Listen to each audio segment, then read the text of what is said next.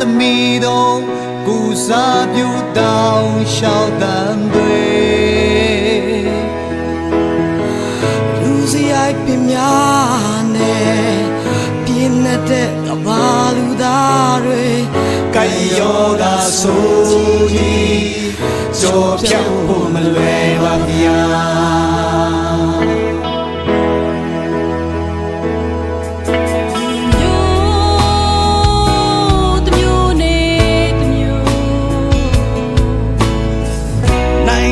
ချင်းချင်းများစေဖြစ်နေကြကာလနာမျိုးစုံစာခေါင်းပါခြင်းတွေ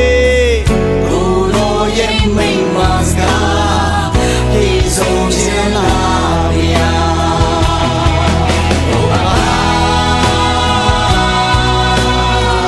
ဒီကဆိုကွယ်ရကြပြီ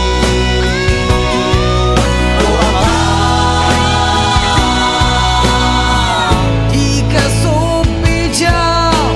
နေချင်းတရားနဲ့ရင်ဆိုင်ကြရလို့